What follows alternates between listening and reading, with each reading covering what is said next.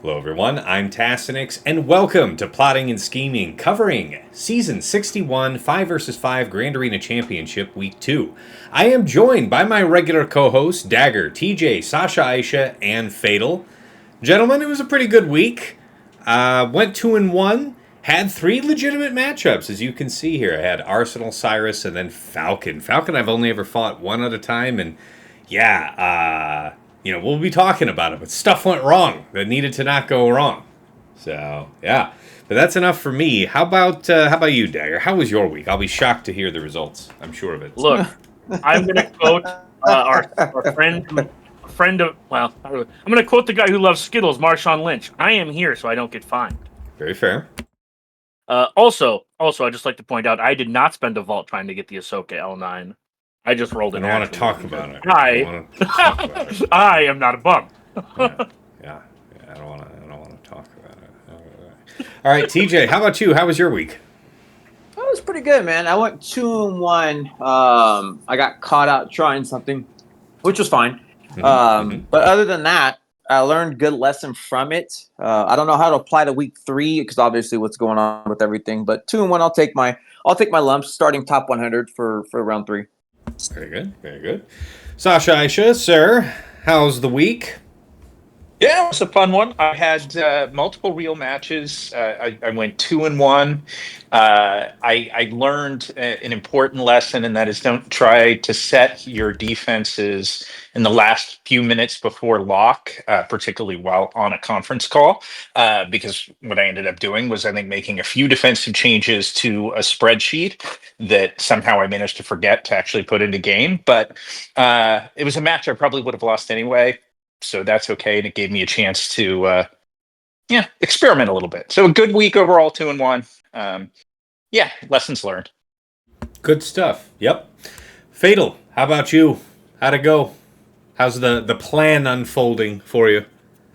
Well, the season's kind of determined by a lack of a plan. 1 and 2, and the -2 was running into efficiency players, where the thing that's kind of annoying here is I was kind of just like, okay, I just gotta get through the season, get to the new toys.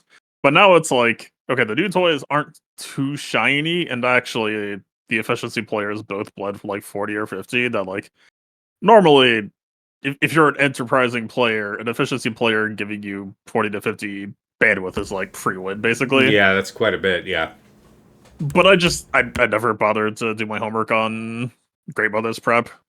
Can I just say congratulations to Fatal getting to pull 40 to 50 banners on an efficiency player? Bravo, sir. Bravo. Oh, well, the highlight for me was actually Trey like stonewalling someone, but I think they were just like fully fatigued. Actually, the history is out. I can probably double check. I bet Trey didn't get impressive holds, but it still looked funny all the same. Because so far this season, I never actually had to prep Grey Brothers. I just like kind of ignored their existence and got away with it. Yeah, I know the numbers for Night Trooper and SLK now. I've like caught up. Also, we're just biding time till we get back to real Swuggo, which is unfortunately 33. That's right. Tell him, Fatal. Tell him where it's really at. No, that's Fives right. I'm here. I'm here. I'm here for the redemption of 3v3. Long have I advocated for it being perfectly just as good as 5 versus 5, and now, only now, is the vintage ripe for that wine. Nah, 3v3 still shit. It's just... Speaking of wine. It's like the coffee beans that are made out of dung, and you're like, on principle, the this is like luau of Swugga.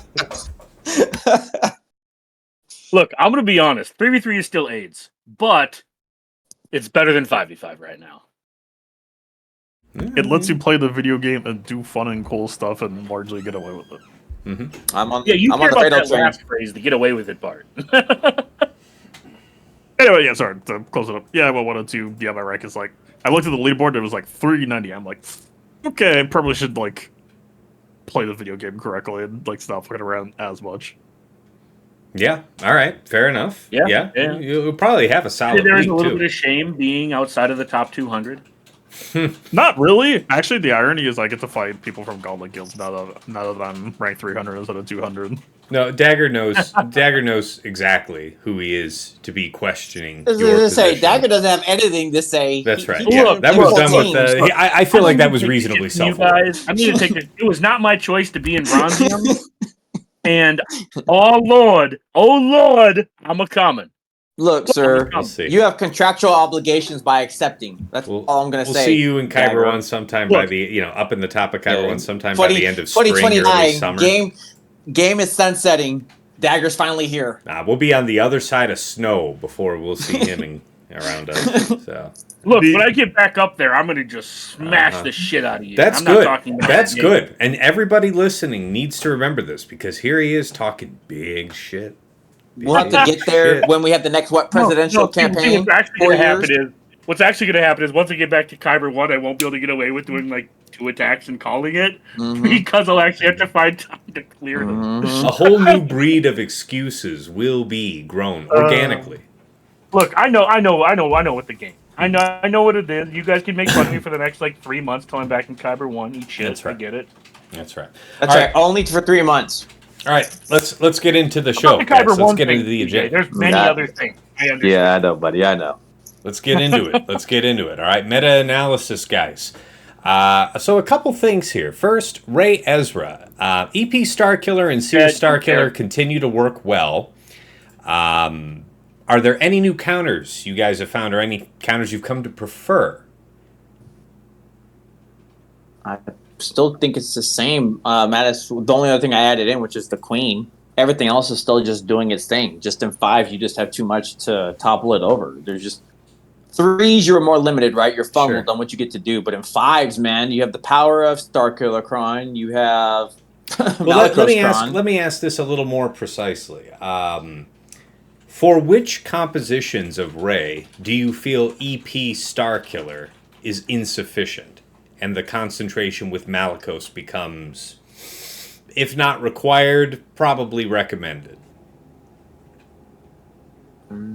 If you I'm read gonna go- Mara Jade, there is. I was no gonna say, comp. if you fatal, I fatal it, which he said week in and week out, if you do the simple fatal swap, if you do that thing, yeah. Mm-hmm.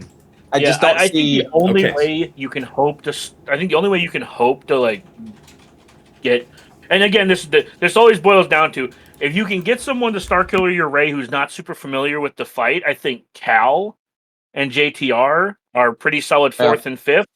But again, you're just banking on your opponent not knowing how to play the fight more than you're banking on that actually like standing up to Starkiller. The level 9 Starkiller has is kind of absurd. The amount of the speed in which you actually kill them is kind of absurd. Fair. I think there's something to be said for like speeding up your Ben solo, and kind of like along the same lines as JTR is just like trying to get that TM removal early, trying to shake up how the fight plays. To like, if it's a less experienced player, push them out of their comfort zone and like asking, "Hey, do you know how to improv your way out of this?" And a lot of people don't. How fast is fast to your thinking? 330. Yeah, my Ben's at like 330 now, but it's like it doesn't have to be. Mm-hmm. What I like is the fact that we're at the time of the recording, we're at lock. So give away all the secrets, Fatal. It's okay. No worries on That's having right. to worry Nothing about will the save them now. Also, for a lot of people, well, for some number of people who listen to this show, this entire conversation is kind of moot because Ahsoka exists. Yeah, and I think that's worth diving into. Then, if we look forward to a world with Ahsoka and 9 GLs, what does Rey do for defensive viability again? Or at least, I mean, even if it was just momentary, and the reality is with the Predator out there like Starkiller and his Kron, it wasn't real. But what do you guys think about Rey going forward? I still think Fatal is exactly right with what he said. I think the majority of people fighting the Rey fight, when you change just one of the pieces of the mechanic, because it's a fluid fight, right? Regardless of whatever you're doing, it's still a fluid setup. So Fatal's calling it perfectly well, in my opinion. Change a couple things around. Can you handle the adjustment to the fight that it doesn't mess you up? I've seen it in every game facet that Rey can still mess with you if you don't know what you're doing. While Starkiller Kron's going on, I think the chance of scamming people goes down. But like, I will probably be going back to what I was doing before Ezra hit, which is like actively trying to scam people, like looking into like Watt L3 type shit, which is like, it's not good. Literally, all you have to do is use Starkiller Special 1 with buff immunity on L3, and it's just fucking done. But most people don't like know the kits that well to know, like, be able to see the puzzle and then solve it. That like sometimes that is just good enough. Fair. All right.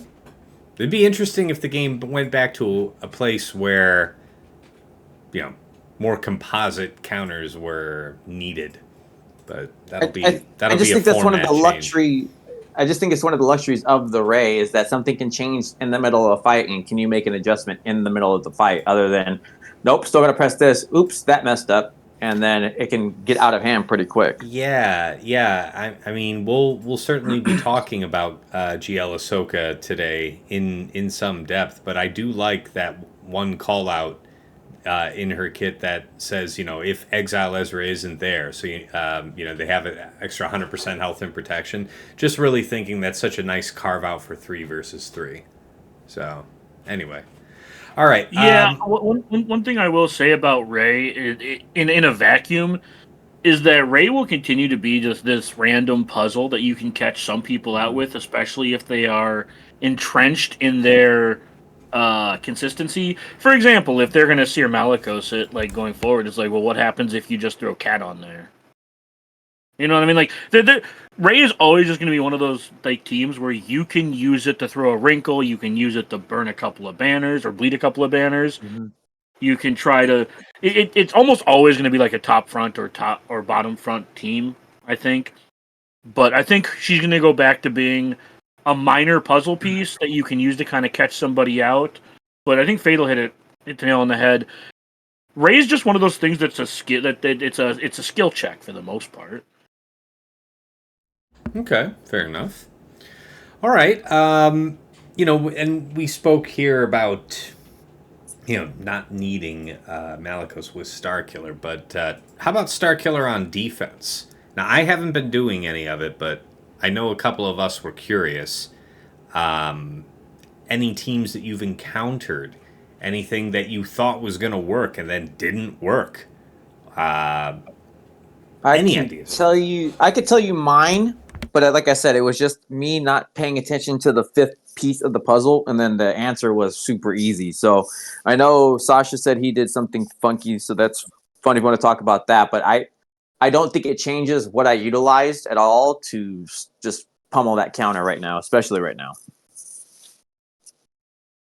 I threw out. Sorry, TJ. No, go ahead. No, by all means, because like I said. Yeah, so I'll mention what I said, and this was just sort of in the spirit of, like, I'm facing generally the same folks as against Aesop, regularly. So I'm like, all right, how do I keep it interesting for the poor guy? So I threw out. I wanted to leverage Starkiller. I'm like, all right, there's Starkiller, his comp that triggers his uniques. I've got Ezra, who's kind of fascinating to add in. So I ended up going with Savage lead, Starkiller, Malicos as the dark side Ufu, Cal Kestis as the light side Ufu. I figure most likely the opponent is going to try and burn down Starkiller first, so let's just get some Ufu survivability. And then the last, I put Ezra Exile in there for shits and giggles, and it did draw a C plus, I think, like 4 tanks, and maybe it was C Watt and 3 tanks, and there was only C surviving. But yeah. So anyway, it was taken out by a GL. It was terribly over expensive. What is that? 10 Amis on that squad. But I figured, before Ezra has probably a better long-term home, why don't I just give it a shot and see how it works? So yeah. Here's where I'm gonna go for story time, where it's like I understand what was used and I went through the logic. Can you go to my round 3? Go to the defense, because it was like I think my very first match. It was, and you'll see. So round 3 I've for heard me. Tell of this, yes. All right, so he tried to get funky doing Darth Revan setup. Are you looking at round 3 tasks for me? Look for round 3 latest version. Because like I said, it's the very first fight. I failed. Oh, I'm sorry. I thought I heard you say it was a third. No, go for the third. Third round, buddy. Third round. Okay, that's where I was. Yeah, there you go. Your first There we attack. go. No, Oh, okay. there we go. So you'll look. So he put almost the same setup. Take Savage minus it. He did Darth Revan, and it was cool. So what happened with the Ezra and everybody else? So you see Maul. He's got some damage in there. He's got the Ezra. So they went out way in front of me and pummeled me. Gone. 45 seconds. My team was just obliterated. It's cool. It's like, all right. So what if I turn that? So if you go down a couple spaces, and I think this would have done the same thing to you if we would have done it. How long did it take me? A minute and 15? No, I'm sorry, a minute and 6. I took Reva and literally just that team was dead water, and it would have been full banners. So it's like I know they took C, but sure, you can do things that can start it off, and the Ezra's cool and it is niche. But Reva getting to go in front, and you start, and then you don't stop. So as fast as they beat me out, trying to ride back around on them. And it felt completely controlled, completely fine, not even close to having any problems. All right. I mean, that's pretty solid. That's a great thought with that team. I like it. Mm-hmm. Anybody else with experience fighting SK on defense this week? All right. No, but like they said in the pre-show, man, there really feels like there's something there. I don't know if there is or not, but man, that level 9, when you read it, you're just like, man, there feels like there's something here. I've dabbled with it in past seasons, but yeah, the response is usually just like, yep, set the Eternal. That's what I'm saying. It's like that. You faced, I think, and you faced it with GG, right? Or something like that. It's like, it is phenomenal in practice of what it can do, but at the same time, it feels cheaply killed, no matter how you try to swing it. Well, I mean, I don't know about you guys, but I hadn't been using... I've been overkilling with Malgus. Okay, so if Malgus is defense, bottom front, tank revive, Kron, for a lot of people, that's going to be C guaranteed. And especially if you're like me and you hadn't been setting Starkiller up to this point, there may be some merit in having him in the back then. I don't know. Oh, I can tell you about Malgus too. Like I said, it was a great use of resources for my round 3. And then round 2. I got to use LV on Malgus. I get expensive, what do you want to call it? But normally with all the debuffs, you would think that it would hold out longer. Nope, perfect banners. And then I used BKM as the alternative solution because he didn't have an LV on the... Oh, no. He put a Treya LV for round 3, which is cool in the back because I was not ready for it. I was assuming it was LV or C or Treya, not both.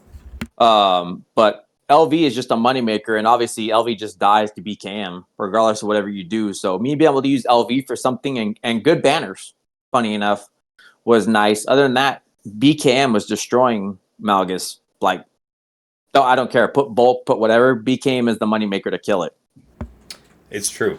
Have not had any version of Lord Vader that I've set stand up to BKM. Haven't had one that was set against me stand up to mine. Yeah, that's true. All right. The one thing I will say is that unlike some other counters, the off counters to GLs, there is generally a reasonable banner tax against Bo. Like I know when I do it, it's somewhere between I lose between 3 and 7 banners, depending on the comp, the season, whatever. Rarely do I walk away with max banners. Yeah, usually it's about 64. It's usually really strong for me, but It also depends on your comp, their comp, and the currency. Right, sure. Yeah. Right. Yeah. All right, let's get back on course here. Best attack and defense of the week. Dagger, why don't you sound us off? I'm sure you've got some fascinating tales. Well, my best attack of the week is we talked about that last night. Oh yeah. Oh Walking man. into I mean, we GLC. can't. I'm not getting personal with you, but you know exactly what I'm thinking. Yeah. Yeah. Sorry, real. inside joke. No, the best defense is basically like knowing I can do like one attack and be good because they're going to get them. Since I started my journey from Bronzium, the maximum any player has scored against me is 11. Mm-hmm. So I'm good. Like that's the best defense is just the knowledge that I don't have to really do anything to win these fights. All right. Very fair. TJ, how about you? Your favorite attack and defense of the week? I'll flip to Favorite you. attack. I'm on your page. Where you want to go? Yeah, favorite attack for me was fun is the Gungans on Balin. Face two different setups. You can pick it. And realistically, there's not like a special thing that I would tell you. I put the 2% on. I took the team in. It wins. I've seen where there's variations of a loss, and I'm not sure why that is. But Gungans are getting pretty beat out. Obviously, but they have a stronger calling. I've seen it doing killing Ray. I've seen it, but having an answer for Balin, which can be pretty strong, and Reva's not killing it. Well, Gungans are doing good work, and that felt like a great use. Defense is not going to matter anymore. I took a risk. So round 2 for me, what won me my round 2 was scouting. I set the full Leviathan. Boy. I that's what I called for it. As I scouted, did my homework, and looked, and it was Leviathan, full Leviathan. And at the time before the update, putting Reaper in the team can usually lead to you going first, and that's my win. He went and tried it. I saw the history of what he was going to do. I scouted, I set it up, and obviously that is no longer valid. It is gone, but that was my key defense. Fair. Good one to cite. All right, Sasha, Aisha, how about... I didn't. Is the scimitar changes in game? Oh yeah. I didn't see it on the kit. That's why I asked. Oh yeah. Look for the reinforcement. Oh, okay. Here, you know what? I mean, it's an organic enough detour, and it's not going to take us but a moment to look at. Where is it? Where are you? And from what I understand, because I've tried all sorts of ways, there is no way to get that scimitar to come in first. So all right, that's the other piece of the puzzle. You said it was the reinforcement here? Yep. The reinforcement ability. All allies gain 25% crit chance until scimitar is defeated, doubled for Sith allies. All allies gain 15 speed, doubled for Sith allies for the rest of the battle, including the capital ship, and persists through defeat.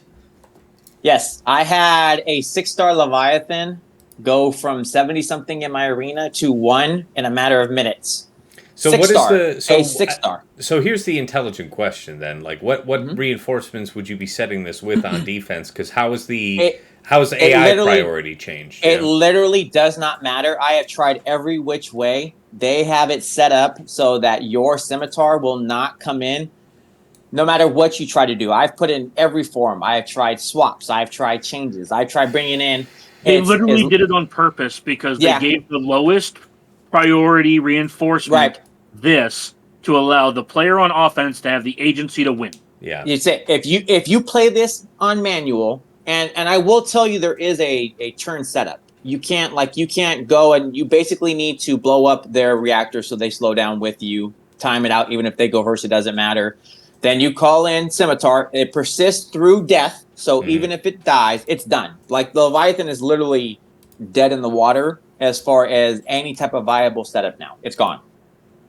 Okay. And if you don't think if you know your opponent's not going to set Leviathan, one thing you can do is then put Phantom Mark 6. Yeah. Yeah, that's the way around this. Is just set the 2 reinforcements of Phantom Mark 6, and then the mirror gets really dicey really quick, depending on who Mark 6 targets. Yeah, sure. Ding dong, Leviathan is dead, is what they've done by this. To me, they overreached. I get they needed to do it, but it's like they went one way, and it was miserable to do the mirror, and then they went the other, and now 6 stars beat like 7 stars. I get, but your investment's dead. That was the only thing I laughed at, is like when I can watch a 6-star Leviathan with mediocre relics just be able to climb all of it. Anything you've done has been wasted now.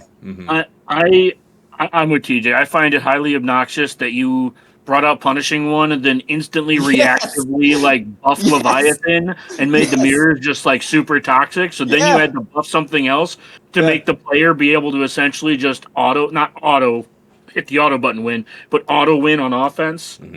And it's just incredibly obnoxious how this game is becoming hard coded to win in the player's favor to win, because that's the only way you can win through the RNG they've created. I find that obnoxious. It's just wow. I like the punishing one. I thought that was a phenomenal ship. Don't get me wrong; they did it justice. I didn't have a problem with it beating. I didn't have a problem with it being the Apex fleet. You gave it a new toy. Why shouldn't it beat the Leviathan? They gave it a lifter, and it felt like a lifter, and it was good. Either way, I don't want to detract, but it was like, but to your point, keeping it there, if you can't call it in, AI can't play with it. You don't get to use any tricks or toys. If you play it on manual, you auto win. That's simple now. Okay.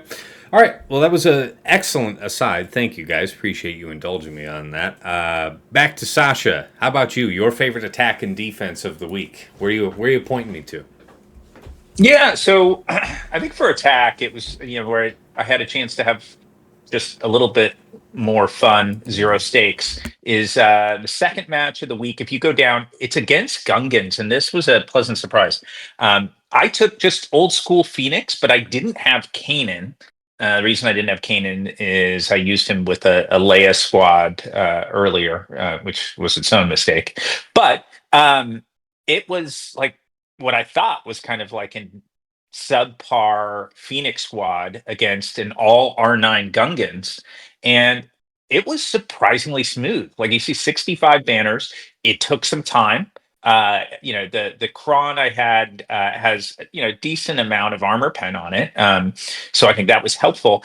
And I probably was just lucky that Ezra, who I did bring, can ramp offense 40% for the entire squad over time. That probably ended up being a difference maker. He's not who I would have intended to bring in if I had all options available, but that gave it enough DPS to be able to kill the Gungans. But I'm really impressed with Phoenix's survivability and their ability to at least take out the shield really pretty effectively. And then it was just a matter of could I burn the Gungans down? So that was fun.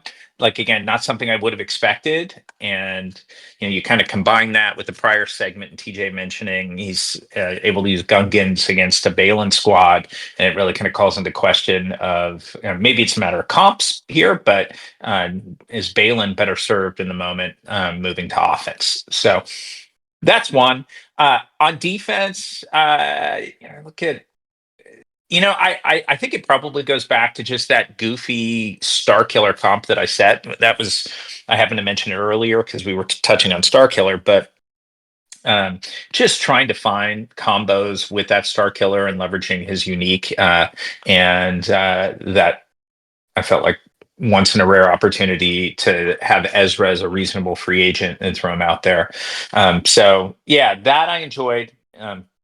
I tried to draw C out in the bottom front by setting Malgus, but to Aesop's credit, he was able to one-shot it with gas. Yep, so he out. took out, which left him with C. Because I would have absolutely loved, for multiple reasons, to have seen this like long line of different things he would have had to have tried against the Star Killer one. But no, it's just the one C data point. So yeah, those would be my two. Very fair. Very fair. All right, Fatal, how about you? Your favorite attack and defense of the week? Yeah, it was an interesting... I had my projects that I was rooting for on defense that, like, even though I was kind of aloof from, like... literally my match one, it was like, okay, I don't know if they can kill my Treya or not, or she's going to hold the line top, like, in front of ships. But I was like, okay, I'm just gonna throw and just use my Night Sisters instead of using them on Great Mothers, so I can like try some other shit. Like I was trying Night Sisters against Jabba Dengar, and actually almost won. Just to see if I could. But yeah, for the most part, it was like I think the cool fight was like I got to try Hera lead Ezra because I had my suspicions that team was not good, and so where is that? Which round? Match one, I think I did. Oh, yeah, I see. Won a match 2 or 3, but I overkilled it. But yeah, I got to use a Grievous against the Spectres, and the team's not very good. Yeah, the best I can say is that Ezra heal block did lead to my Magna Guard eventually dying because of the locked heal block. But the caveat to that as well is my Magna Guard kind of ass. So I'm not too surprised that he died. Fair. All right, that is good to know. Yeah, so probably looking at something like a 61 there if he had lived with just protection. Or sorry, with just healthful. Yeah, but also we're just never going to see that team again, most likely. Well, if the people don't know Ahsoka, I guess. If you're running into like someone who just got their Ahsoka Rex ready, but aren't actually like owners yet, maybe. Fair. Yes, it's going to be a pretty narrow 5 versus 5 experience this week for people actually having Ahsoka. So, fair enough. Yeah. All right. And then defensively, it was just like Balin continues to be kind of the barn burner focus. Which round here? I'll jump them. I don't know if I have any specific to highlight. Like round 3, I know he got a couple holds, but yeah, it's like I've heard of people doing Bane, so it's interesting. What do you think about this? Well, I didn't mean to close it out. 58 seconds is suspiciously long, right? That's suspiciously long for a loss. So got through Sith Assassin, probably getting sacrificed or killed, and then I don't know, because I've seen this working well for people. Yeah. So this goes back to what we talked about the other day with TJ and I talked about the other day. He's missing the Yomi. Oh, he's missing the third one. Yeah. That would okay. All right. Something like that matters a little bit. Yeah, this I've tried twice. I've tried this a couple different times. I'm not a fan of this Riva thing, man. That's not. You know what you do use? It's not where it's Gungans. at. Yeah, apparently it's freaking Gungans. Hey, look at your round 3. Look at your round 3. That is embarrassing, man. But it's not in the thought process that it's like, yeah, I should hold pretty well, but the high rate, and I'm like, all right. So I tried the variations and like Gungans, and it's like it's Riva easy. Does that kind of make sense when you say the fight? Like you would ask me, hey TJ, what would you do in the fight? Just bring Gungans. And look at this. Speak of the devil, and it shall appear. Because as this guy's third attack on Fagel's Balin, he was able to clear it for what would have been a 65. Using you did it with set 18. He did it with set 17. I did. I saw that. I saw the variations. I was like, I don't want to play with it depending on how well you're packed up, and so that's why I took the 18. Also had some pretty good stats for it, but it's like, yeah. I said this last 5v5. Gungans are, I think, the new Malik, where people are just gonna, or Malgus, where they're just gonna leave them on defense, even though the value of holding them is almost equal. And that value is going to tip here in a month or two, and people are still going to wait 5 months to pull it off until they, realize that, like Sasha said, Phoenix is beating it. Like, why are you trading your Gungans for their Phoenix when you can trade it for their Balin? Very fair. All right.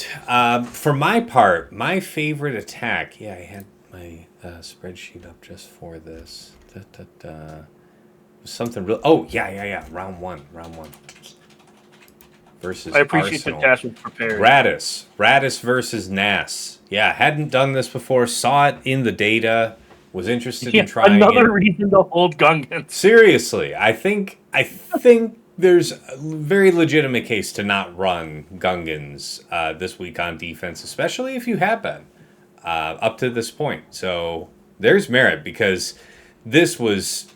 When I tell you this was dumb, guys. Like, I got up to Hope, obviously, very quickly, and we were a ways away yet from actually getting the shield generator down. It took some time, a little bit of taunt juggling action.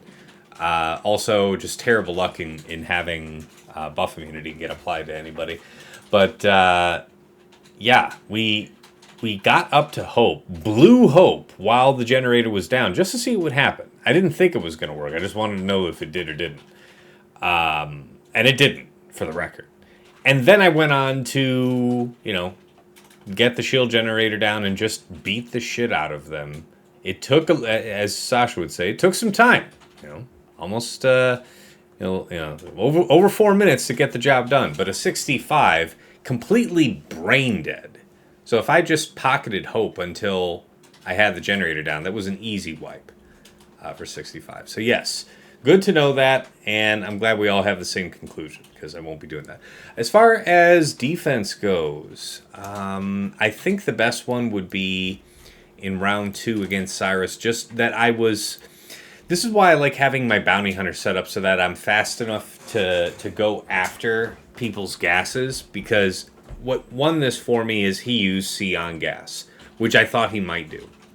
And then he was put in a position elsewhere where he didn't have a good tool available for Savage here in the back. He had to try a few things. And C is risky. You can lose that. It's worse against Savage, particularly if there's a good bit of crit damage in the Kron. I have the better of the two Krons reserved for use with Bane.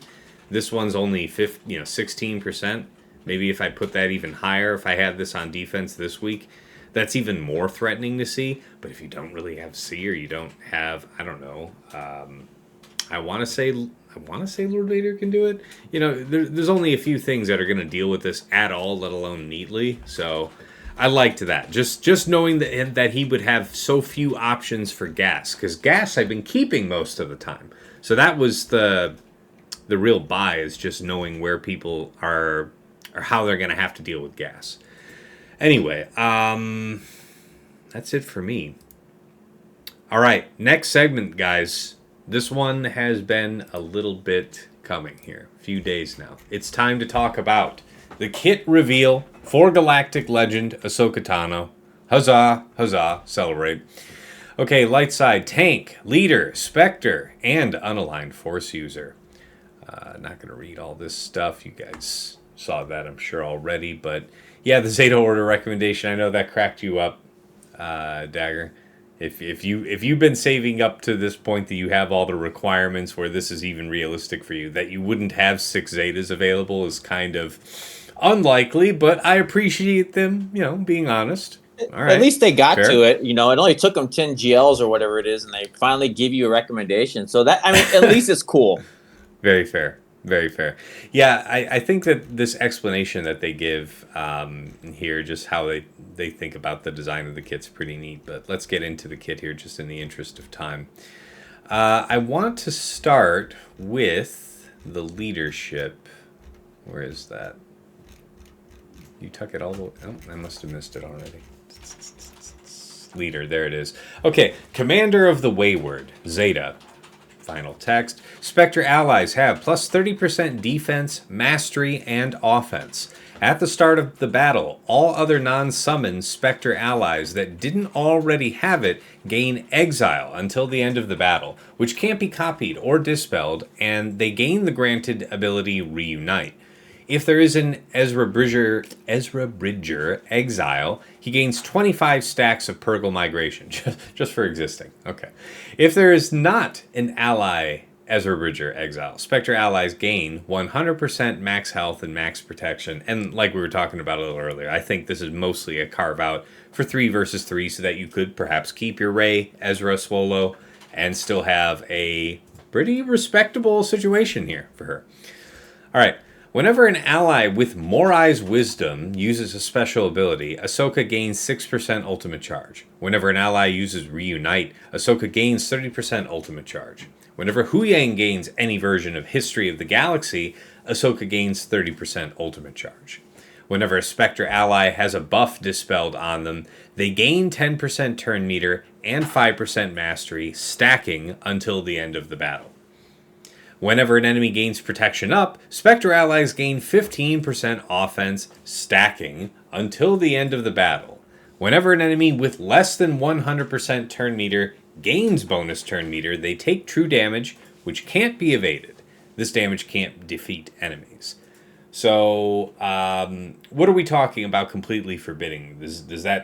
That's doom for any type of protection up in a JML team. Doubly so, because it's turn meter based. JMK has protection up, and I haven't heard a lot about JMK doing much to be able to resist this team. This is just a bunch of carve-outs, so Ahsoka smashes all the other GLs. Okay. All right, fair enough. Yeah. This leadership basically is they get a bunch of offense. If Ezra's not there, they get a bunch of health and protection. And then here's a bunch of caveats to why she beats every other GL. Very or fair. She slaps you with wet noodle lightsabers a whole bunch of times, but it looks pretty.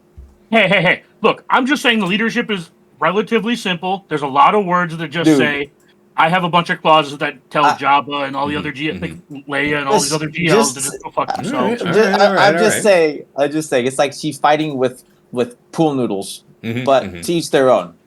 All right, well, just wrapping up this leadership, it defines the reunite granted ability as remove exile from this character and another targeted ally, gain 25% mastery until the end of battle, and take a bonus turn. This ability is on a shared cooldown between allies who have reunite and is immune to cooldown manipulation. Okay, so this is what they mean when they say that you kind of get to decide the order in which you're removing exile from your guys. So that's important to know.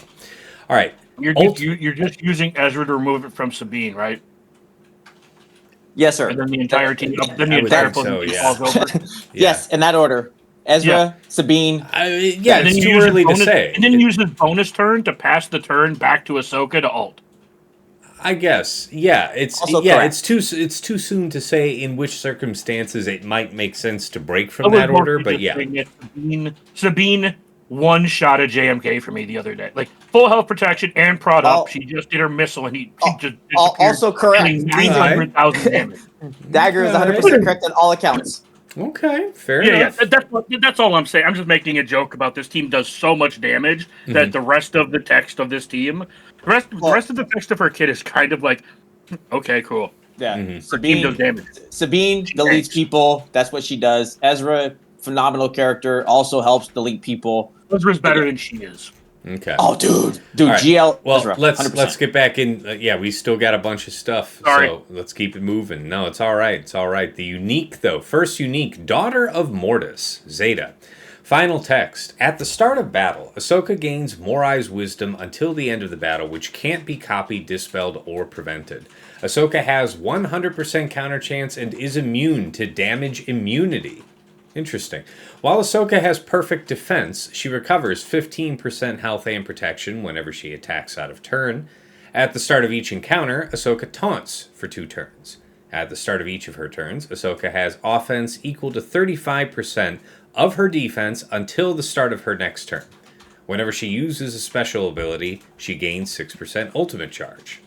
And if all allies were Spectre at the start of battle, whenever an ally is dazed, they dispel it and gain 15 speed, stacking until the end of battle. No cap on that. And of course, the Galactic Legend is the second unique. Yeah. That unique basically just like it's what do you call it? It's basically just saying I'm trying to balance this GL. Please, I promise I'm trying to balance this GL. Perfect defense gives you 200% defense, which is why why she gains offense equal to her defense. Right. Or why she has offense equal to her defense. And then she can't gain DI because do you know how really ridiculous that would be if she had DI as a tank? Fair. Yeah, with taunt, all that good stuff. Yeah. All right. So So the second unique is of course Galactic Legend. I don't think we need to go into that, but let's go ahead and get over to the basic. We'll wrap up her kit talking about the ultimate. So basic Aegis Charge, Zetas. Final text: deal physical damage to target enemy twice and dispel all buffs on them. Gain 5% bonus protection, stacking until the end of the encounter. If Ahsoka has perfect defense, increase its duration by 1. So this right here, I think, is going to be, underappreciated only at first. Is that unique saying that she has the 100% counter chance and taunt at the start of battle for 2 turns. I'm sure we'll see in the rest of her kit how she may renew her taunt. But having taunt, 100% counter chance, and dispel buffs on basic, and ramping the protection stacking, that's kind of just an extra gravy. That's amazing at the start of the fight. And I think it'll be a few turns before you have perfect defense on her. I'm not 100% sure on that. But the increasing its duration is, as Dagger just said, going to spike her damage. So I'm down for it. But this is a really cool combo, just between the unique and the basic. Does JKR does that exclude GLs? I'm sorry? JKL, when they hit people with bonus protection, he reduces their max health. Yeah, I don't know. Yeah, I see what you're saying. That excludes you because that is really nasty versus this. I don't think it's ever been an exclusion to GLs. I mean, not it'll saying have there's a to be lot of tested. We'll applications. have to see. That's an I'm interesting just saying thought, it's an though. interaction I'm curious about. Mm-hmm. Yeah. So, but so you're talking about maybe a JKR lead JML. team, Like JML. Yeah. but then aren't you afraid of just getting destroyed by true damage for doing a turn meter based team? Look. I'm not saying. I already said I don't know if it has actual applications. Yeah, I'm just curious. Hey. Riven's lead doesn't work against raid bosses, which I'm pretty sure precludes GLs as well. Probably.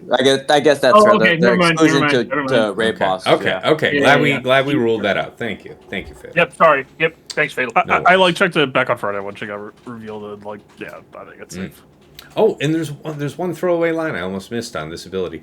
The weakest other light side ally recovers 10% health and protection. Not bad, and it seems like it's small, but again, depending on how many times the enemy team has to hit her, this could be doing a whole bunch of things as she backslaps them.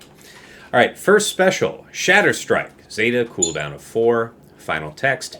Deal physical damage and inflict target enemy with 2 stacks of off balance until they are damaged by an attack, which can't be copied, dispelled, or resisted, and armor shred until the end of the battle. Light side allies recover 5% health and protection, doubled for Spectre allies. All right. Seems pretty straightforward. Off balance is still a very mid debuff. I stand by that. It's a mid. Remind me what it does again. It removes 10% turn meter and 10% max health. Yes. It's as if Stagger and Expose had a baby. Yeah. It's synergy set up for General Syndulla lead, I believe. It's either General Syndulla, or not her lead, her unique. Whatever enemy units either TM manipulated, random Spectre ally gains defense up and tenacity up, and then that plugs into Ahsoka Tano lead when buffs get dispelled, you get turn meter. And the thing I'm not sure on yet is, so if General Syndulla keeps on applying tenacity but defense up to allies, A, does it replace itself and immediately give you turn meter? B, if not, does it just stack invisibly and set up turn meter bombs? Okay. I agree that off balance itself is underwhelming, but now I understand why it's underwhelming is because the point kind of isn't the point. Mm-hmm. Yeah, the point is to get the true defense, not to. The point is to enable the true defense consistently. Yeah. Through. Okay. No. That makes sense. I these kits are complex enough, and I've been on vacation to where I don't know what any of these kits do. CG being sneaky. Yeah. But that's actually super smart of CG to actually tie these kits together like that. Mm-hmm. It means Hera, more likely than not, is just going to be on this team in 3s as well for that same reason. Fair. All right. Second special here. Defiant Resolve. Zeta, cooldown of 4. So 2 4-round cooldown abilities. All right. Final text. Ahsoka dispels all debuffs on herself and taunts for 2 turns. Dispel resilient defense from all allies. For each stack of resilient defense dispelled, Ahsoka gains 10% defense and mastery stacking until the end of the battle. It's actually potentially really good. If Ahsoka had defense up and tenacity up, she dispels them and gains perfect defense for 2 turns. If she already has perfect defense, increase its duration by 2. Sorry, you were going to say something, Dagger? No. Oh, I'm sorry. I thought I heard somebody's mic you up. In a reasonable guess, it was you. Target other ally gains 25% turn meter, and if they are a Spectre, they also gain Morai's Wisdom if they didn't already have it until the end of the battle, which can't be copied, dispelled, or prevented. Morai's Wisdom is defined as plus 15 speed, take 10% less damage, take reduced damage from percentage health damage effects, and immune to turn meter reduction. So that is a lot. Okay. I'm pretty sure, I think I saw it in the new Datacron set. The Ahsoka level 9 kicks off the battle with all allies having Morai's Wisdom. So that's but for 2 turns. And actually, and I don't know, I know Fatal, you spent quite a bit of time experimenting with this. There was a question I had in reading the kits, in that I believe Ahsoka, the GL, when her second special is used to provide that Morai buff, it says if target ally did not already have that buff. With the Ahsoka level 9 Datacron, it provides that buff for 2 turns. So you can potentially, if red on its face, you prevent giving it perpetually, like so giving it so that it lasts forever, because they have a 2-turn one at the beginning. So you can't get down a perma buff because you have a 2-turn one from the Datacron. Do you know if that's accurate, Fatal? Yeah, weird you mentioned it, because I was just playing an arena battle 2 minutes ago and realized that interaction and realized how fucking bad Ahsoka Tano 9 is, and I am... That's what I was afraid of. Okay. Oh, buddy, this team. Yeah, I was already assuming that, but I think one point would be Datacrons. But So wait, I am excited for ATF. So wait, Fulcrum, here you come. Yes, it is. so Wait, you're saying, hold on. I just got back. Yeah. So you're saying that the Ahsoka level 9 is crap. like actively bad? It counters one another. Here's the issue, and this I was afraid it might be the case because that's how it read on his face, and Fatal has once again thoroughly figured out that's actually how it works. But the issue is, hold on. So I had to go deal with them for a couple minutes. You're saying that the buff she gives, she can't the give Mirai it buff if they already have it? Right. Yeah, there's a difference though in those 2 buffs. The Mirai buff that's provided on the level 9 of the Datacron, it is at the start of battle for 2 turns. The Mirai buff that is included within Ahsoka's kit is on her second special, and it's perpetual. It lasts until the end of battle. The issue is, in Ahsoka's kit, the perpetual buff is only given if target ally does not already have the Mirai buff. Meaning that you have Ahsoka starting her match, like on defense, presumably her first move is that second special, and it's to give the Mirai buff to somebody. Oh, no, they're not going to get it because they already have this 2-turn buff. So they now lost the opportunity for a perma buff. That's the issue. So now we're just going to go get the Sabine one? No, ATF. No, ATF if you can get it. Fulcrum is enormous damage. I haven't read ATF. What is ATF? I'm a big fan of that one. It's That like one's she gonna gets be bonus cool. turns. Yeah. This one's really good. Yeah, it's like it's like the Dengar effect, where anytime an enemy goes, she gets a bonus turn, and then she has like 100% increased damage for that bonus turn. It's kind of dumb. It's crazy. Love it. Yep. Okay. Anyway, back. Thank you, Fatal, for checking on that. Yes. Yeah, that's complete fucking garbage, by the way. It is. Like, fuck you, CG. That is pretty ass, because I know, myself included, a bunch of folks who tried to make an effort to get, since you had Ahsoka here for this 3rd week, to try and get a Kron out of this new set 19, and for Ahsoka to actually be the Galactic Legends level 9 to be counter to the own interests of that specific team. Yeah, that's bad. I'm only going to counter the point of everybody. Nobody else did want, and we did complain. So I think CG said hold our beer when it came to GLs having a Datacron. So they gave having it not be GL overpowered Datacron. is not that is fair, but it doesn't mean that we need to take something that actually degrades the power. Yeah, there's a large gap between having like Super Rave from set 1 and the 5% health and protection per amplifier level. On it, because remember when C had the 5% health and protection from the amplifier level thing, and that was like really cool because he was just like indestructible. Yep. But he still wasn't oppressive. Like, there's a gap between your entire team dies if I get to ult, and hey, this GL works a little bit better. Fair. All right, guys, last but not least, let's talk about her 2 ultimates. First Galactic Legend to be released with this kind of design. Second ultimate is shit. Very fair. All right, we'll see. We'll see how bad it is. Ultimate 1, Worlds Apart. Final text, requires 100% ultimate charge to activate. Ultimate charge.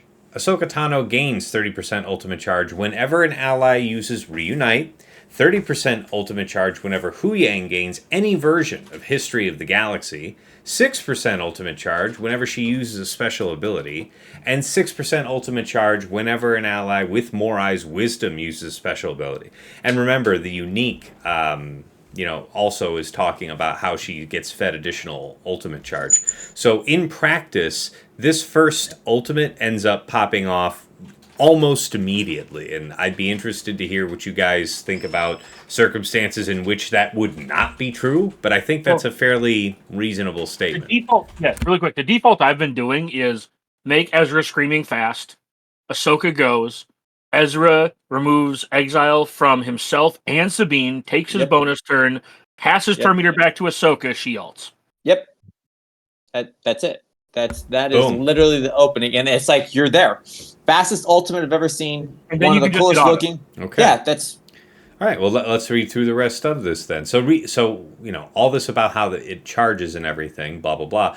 Now reset the cooldown of all allies and set the cooldown of all enemies to their max, which can't be resisted. So this is just stage 1 ultimate. All right. Spectre allies recover 50% health and protection. Remove exile from a random ally and a random Spectre ally who didn't already have it gains Morai's wisdom until the end of battle, which can't be copied, dispelled, or prevented. Ezra Bridger exile gains 10 stacks of Purgle migration. Target enemy is exiled for 2 turns, so that's something to be conscious of when you pop it. You want to have the right guy targeted. They're exiled for 2 turns, which can't be copied, dispelled, or resisted. This ability transforms into Relentless Redoubt. Ultimate 2. Relentless Redoubt. Final text. Requires 50% ultimate charge to activate. And I want to say, it has activations at 50, 75, and 100. So let's take a look. All right, ultimate charge.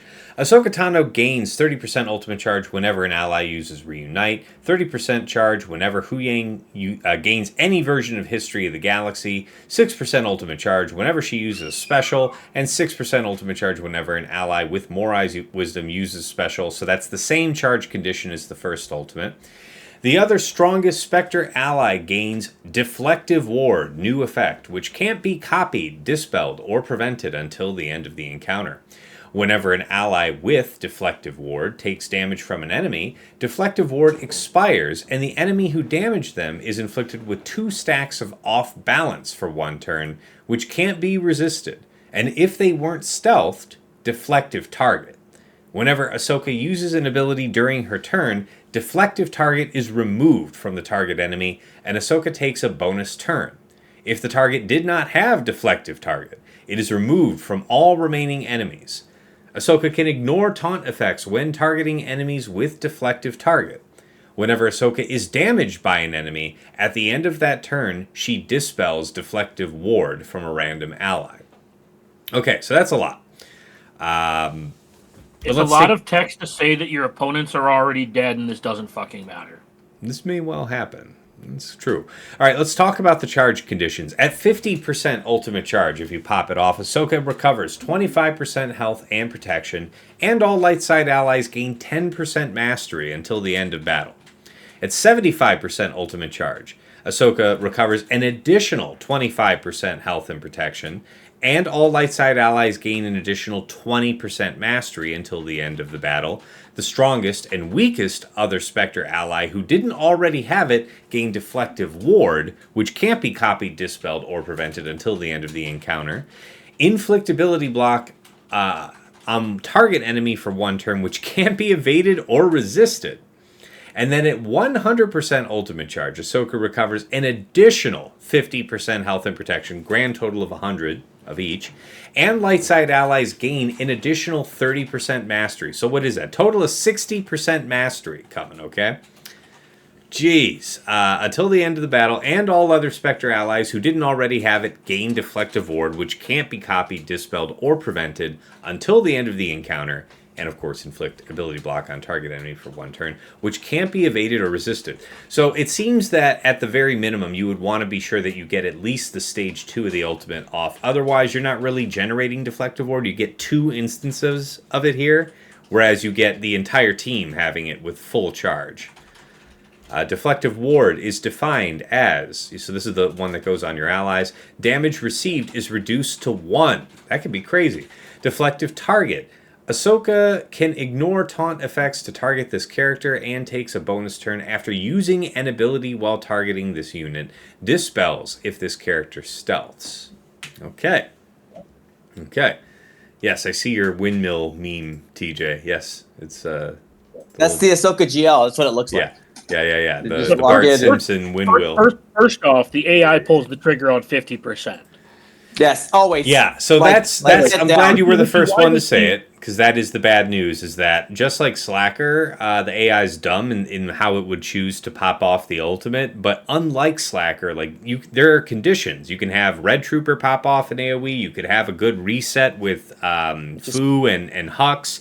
There are multiple ways where you can trigger Slacker to get all 3 charges of his full ultimate, even though his AI would happily pop off with just one. Yeah, She's just as dumb. She's just as dumb AI-wise, but I don't think... I did a few battles yesterday, and I know Fatal could probably offer a lot more commentary on this, but I don't think there is any condition I could find that would cause her to gain enough charge after the first ultimate to get to the full charge of the second before she would pop off. I haven't found. I fought against her quite a few times, and I did see her get to full, but I'm gonna be honest. I'm so EMP scrambled by the big picture of her that like her ult charge was kind of the last thing I've been thinking about. Yeah. I just want to know if I it can tell you works. that I can tell you that she gets there. I don't entirely recall like all the means for her to get there. Like I know she gets ult charge for her self casting. I know for Mirai's casting, probably for level 3. I was throwing it She in on does auto. manage to get there. I know that AI for attacking and AI for defending can often behave differently. But for me, yesterday, I was putting it on auto on attack and just watching her again and again just take the soonest ult she could. Yep. Oh, you know, And I'm gonna be honest, the AI when I- will do that. When I use this team on offense, I don't like. I fought against like JMK and Leia and Jabba, and by the time I got to her full ult on her second ult, there was like 2 people left. Dagger, I- out of curiosity, what datacron did you use? I was just using a health up level 3 with a Jedi stun. Gotcha. Yeah, like nothing crazy. I just want to But know if Fatal works Sabine- for CG. I just want to check No, on I'm this. just saying like Sabine and Ezra just do so much damage that I personally don't feel like when I take the team on offense, I don't feel like anything could stand in this team's way. I feel like the team is just a juggernaut. I'm not disagreeing. I'm just laughing at the tree stump. That is, man. The Fatal called it so well, and I never saw it until you get there. She cannot, like, her weakness is that taunt effect. If you put a taunt effect on a character, you are stuck. And Fatal called this out, and I'm like, that'll be fine. And man, you go in there, and if you've got a thick tank, He also, really quick, her AI also goes after 5s. So if you go in there with gas and after gas sits, you just taunt with 5s and they can't kill 5s, he just stands back up and kills their whole team. it's Gas stands up and does his AoE and then like kills 2 of them. I feel like CG watches our show because Fatal kept saying, I'm worried about taunt. I'm worried about taunt. I'm like, no, it's a GL to be good. But I told you, I put the Bart Simpson meme and it feels literally like they had to put offense and some kind of damage in the team because personally, when you play the fight, it is a great showing of Ezra, and Fatal called this out. So again, I'm going to give blessings there. But also Sabine is such a monster, dude. She works so amazing, and it's so good. But it's like you watch her fight, dude. She's using pool noodles. Yeah. It's not lightsabers. It's like they Yes. Smackety, I love you. Yeah. It's pool noodles, dude. It's like where are her sabers? I mean, she can cut through the ground, but you know what she can't beat? A tank. She's not the damage on the team. She is resilient. I love the naming resilient because man, she is phenomenal at her pulls and holding it. But Fatal, it's like they listen to you, right? And they listen to the show. And Fatal said, "Watch out for taunt." And they said, "That's a great idea. We should make it to where if it's even the thickest taunt, you will sit there for 5 minutes on that tank. You ain't doing shit." Also, for what it's worth, any sticky taunt that she can't consistently just take off with her counterattack is just going to shit on the entire team. And be careful if you... Thankfully, the team has infinite damage, so that you just like GK was dead in like 4 moves against JMK, right? Like they make such quick work of everything. Just oh my god! I will tell you, thank God the stun is going away for the level 6 on Jedi, because that is super annoying. When if they stop your damage, they stop your team. So you just sit there. I have sat there where I've got the unlucky like stun side because the whole you got Master Qui-Gon or whatever in the thing, and I tried it, and it takes one unlucky stun, and all of a sudden your team is now just noodles. It's noodles being thrown at like a shield, and it's like we're not going to kill anybody, but if they don't, then yes, she's right.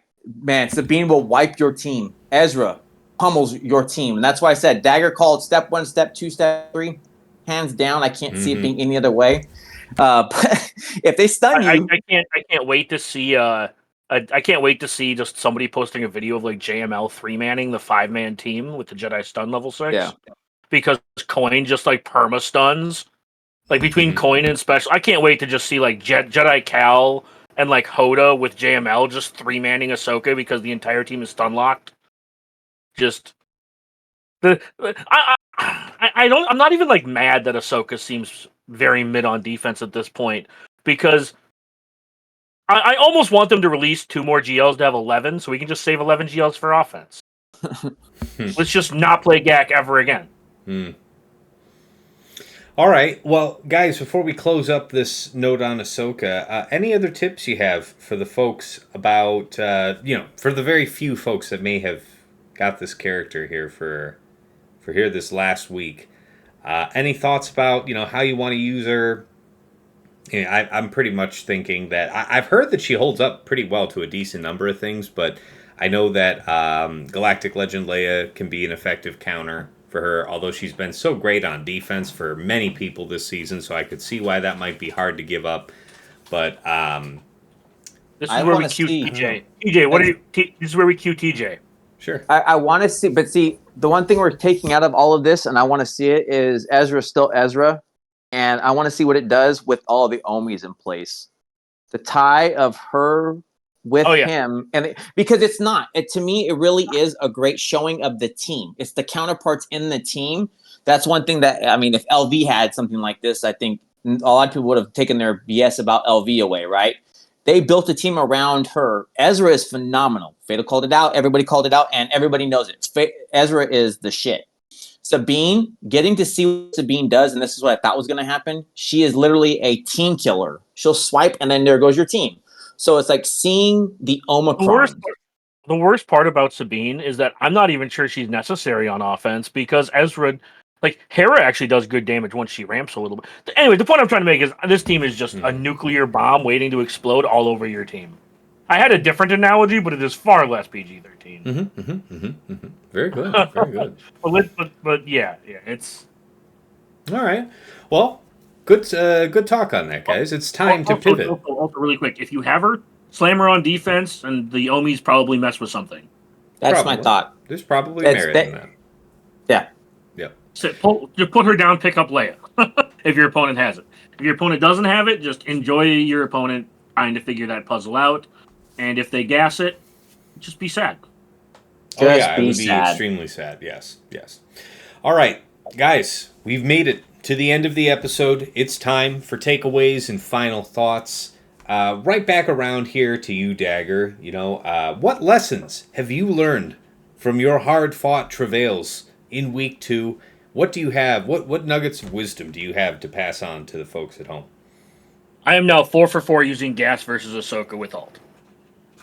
Really? Yeah.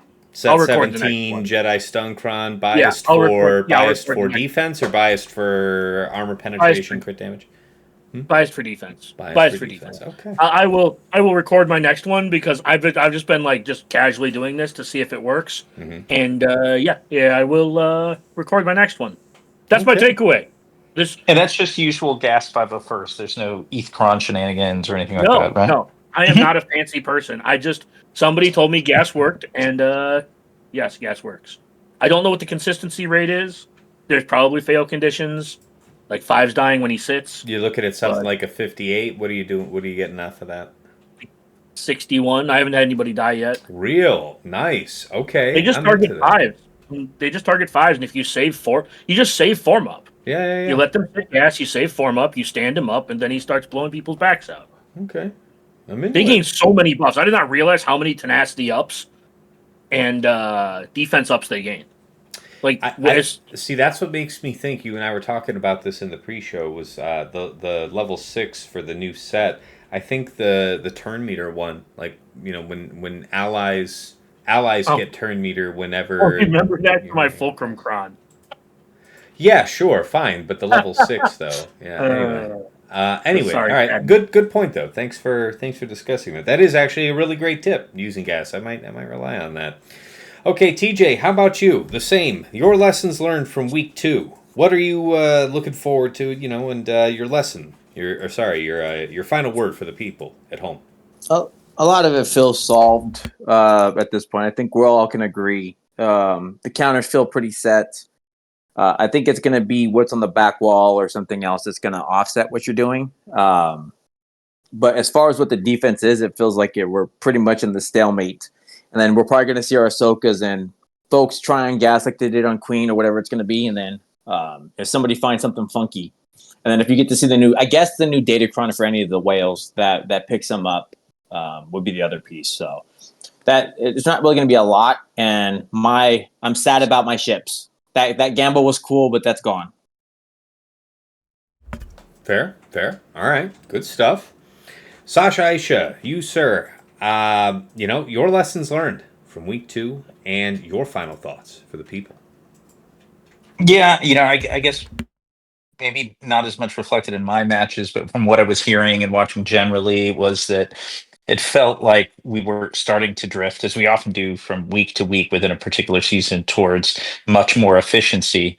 And I'm really glad that we're introducing, sprinkling a new Datacron set for those that were really aggressive. And then, the biggest splash by far is the new GL. So I think it's going to have a lot of uncertainty going into this week. Like we're talking about people trying to calibrate around counters for Ahsoka. So it makes me excited for this week. The downside, though, is I know at some point, maybe it'll be this week, at some point, I'm going to face somebody who's held 9 GLs, and that is going to cause a little bit of me to die inside, but so be it. I will add one more real positive thing for the game. I just took a look. We record this a little after lock, and I just took a look in at my GAC bracket. And for the first time that I can recall, we have 8 legitimate competitive players in the top bracket. I saw your bracket, wow. Dad. Arsenal showed me your bracket, dude. That has to be the first time since phenomenal. like January or something. Yeah. Now it's not a product of them having fixed the Erodium ranking bug, but instead it's a matter of the Erodiums that are up there. Because I think it's actually it's the thing of all stars, dude. I have to tell you, I wish if you could show it, Sasha, and pull to compare. The people in the bracket are amazing. It is a rock star lineup. It's a great group, but again, it's a product actually of the Erodiums that are still ranked too high, just not signing up for GAC. Good. So it's like once again, it's not CG having fixed the bug. It's just it being screwed up enough that they had people up in the top 8 to 12 to I think actually the top 15 that cared so little about this mode of game that they didn't even sign up. But yeah, I will take a picture right now of. Yeah, here we go. All right, I'll put this in the channel there so you can show this when you get a SAC task. But We'll it pull it right is, yeah. Let me get to the group. I don't know when we'll ever see this again. It's that type of setup. Yeah, also, really quick, regarding Ahsoka, Queen Amidala works because they can't rip the taunt off of the summon. Yeah, they can burn through it pretty damn quick, though. Sorry. Yeah, but in GAC, if she pre-taunts and then resummons it, it's like, haha. Yeah. Yeah, this is a great bracket. Wow. This is a great bracket. Well, congratulations. This is going to be some real sweat. And Cass is like, I don't have to fight any one of those fuckers, so I feel good. I fought a bunch of these people. It's I mean, these are going to be good fights. Cass, you know what I meant. You know what I meant, asshole. Fatal, what were you saying? I was just being snarky, saying the team probably dies the trench for similar reasons. Yeah. Oh yeah, not being able to get out from behind the dog. Damn. Wouldn't that be a kick in Wait a the minute, teeth they if it don't lost have, the trench in TW? Oh, sorry. Go ahead. Sorry, just Because they don't necessarily hit super hard right out of the gate, and other than Ahsoka and the Mirai's wisdom, they don't. I get Mirai's buff. I think is reduced percent health effects because the one thing that would break my heart would be seeing some Jawa counters out there. But Sure. yeah, I can't imagine that. I mean, no GLs that counter is sort of dead on the get go, but perhaps you can bleed them of a character or two. the one thing I will say about this team is that it seems relatively immune to a cooldown pull, which I think is kind of cool. Okay, that is a nice thing. Mm-hmm. Yeah. They have relatively short cooldowns, and their cooldowns are not necessarily indicative of their power. So, for example, if you force Ezra to, if you do a cooldown pull, oh no, Ezra has to use his big hit first. Well, and also if they're any level, like if they're any level of preloaded on that next attempt, let's say you achieve whatever you're thinking you're doing with a cooldown pull, that first ultimate stage comes so fast, and then if there's any type of turn meter in there, it'll be there that much faster. And then that's when you have the AoE, all of your cooldowns set to max. So what are you going to do now? And their team gets reset. Right, yeah. So not a hot idea. This gas thing Yeah. is pretty good, though. I like that. All right. No, thank you for that, Sasha. That was a good bit there. All right, Fatal. Yeah, that bracket also is terrifying, yet I'll bet it's going to be a ton of fun for you, man. It can't be terrifying. I bet you've been waiting all year. I bet you're like a kid at the candy shop right now. No fear, only joy. I will come back with a grin on my face reporting an 0-3 week. I'm excited for it. Yeah. You're the kid that's coming in Fish has from some like playing rough on the playground. You're covered in scratches and bruises, but you had a good time.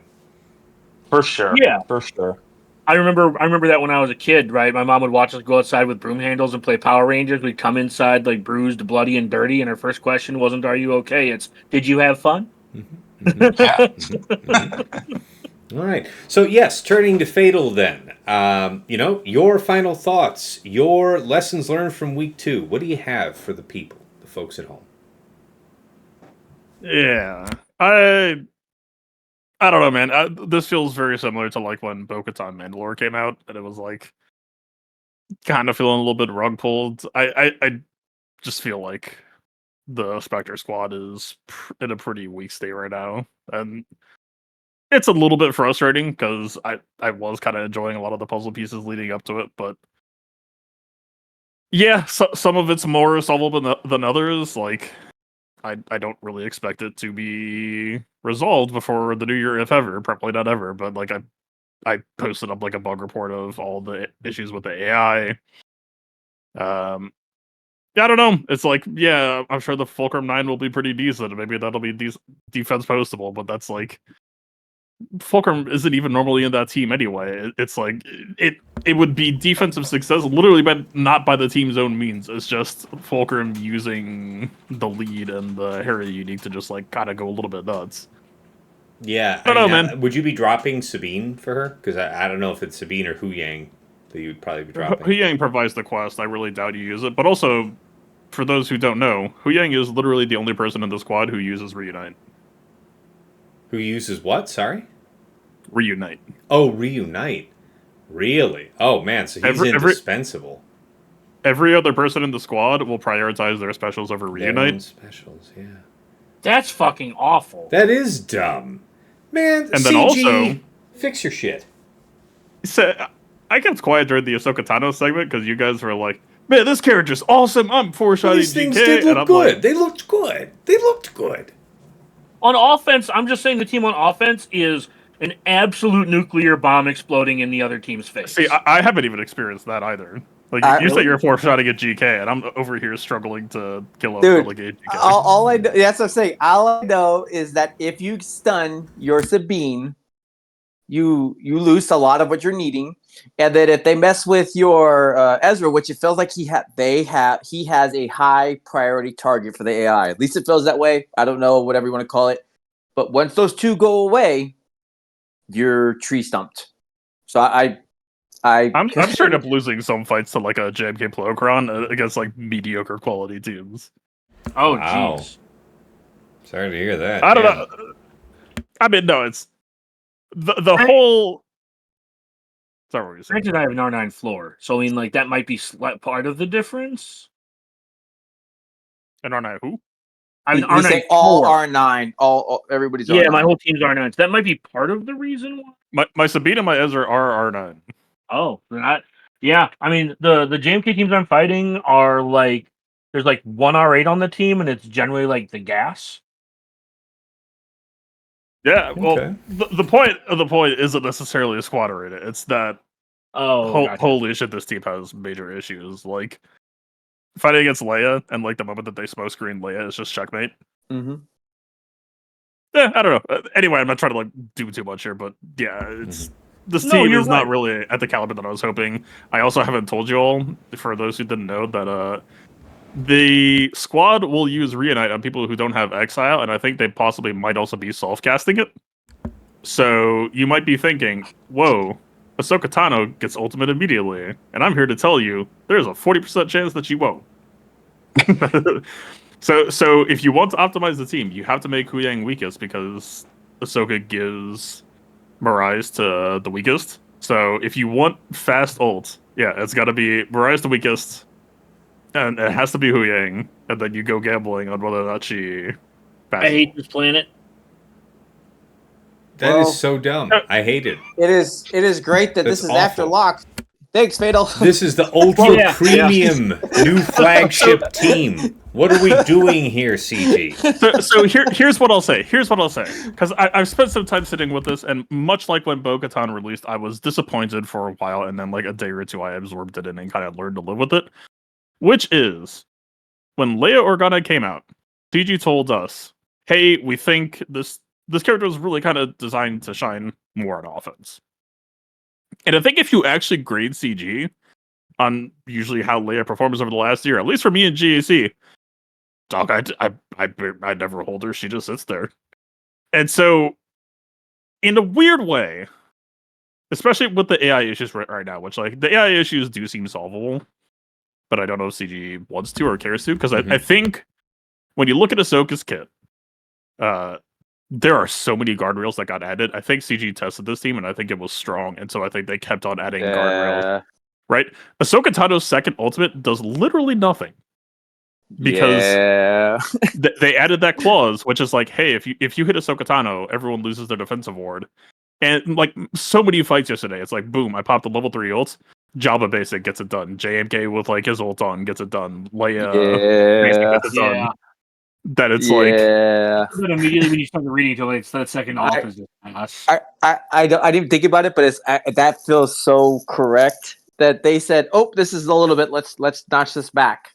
Here's a little bit. Let's notch this back." That feels very accurate when actually using. Yeah. So here's where I'm sitting with the team right now. If I'm talking actual closing, I'm not trying to take too long here, but anyway,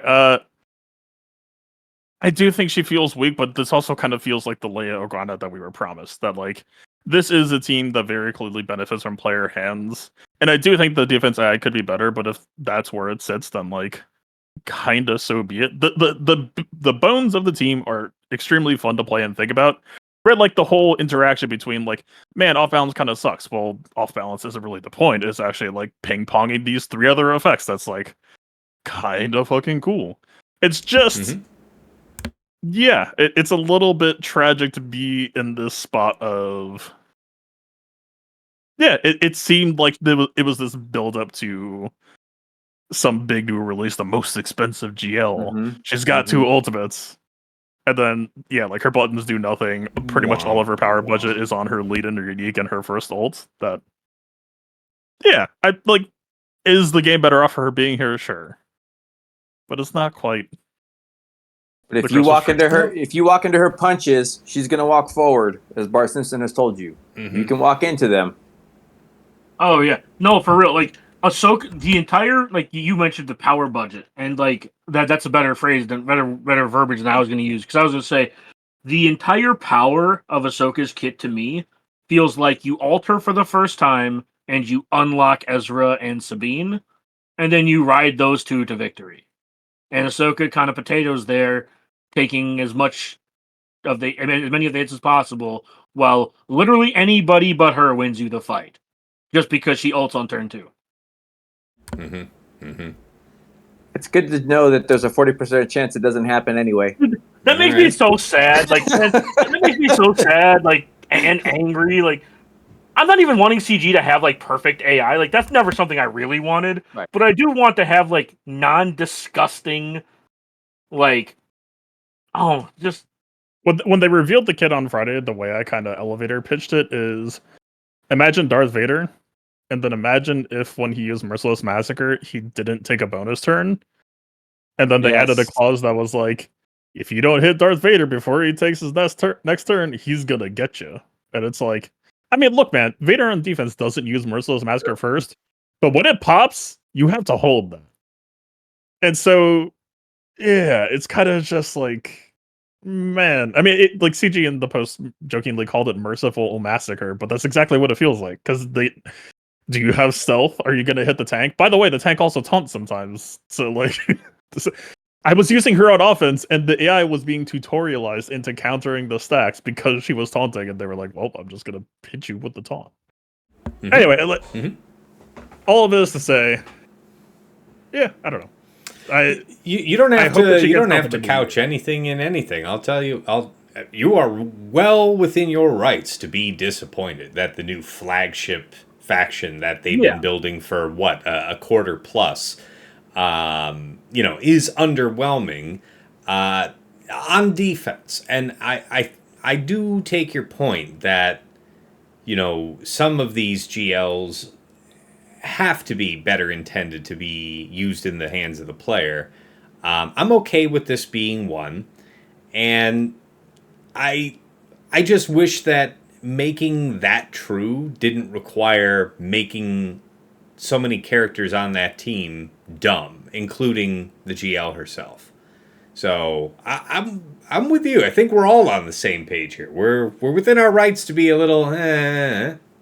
But honestly, I think when Fatal mentioned the Bo thing, I immediately had this like knee jerk reaction to she's not as bad as Bo, and then like I thought about it for a second, it's like, no, she's not as bad as Bo, but the fact that she is like a tier above Bo is like almost the problem because I think her initial release slots her in somewhere like 6 to 8 of the 9 GLs. Right, she slots in as a bottom half and possibly bottom third GL because her AI is complete fucking trash. And on offense, so what if you can beat everything on offense? Like most GLs can beat everything on offense. fair, yeah.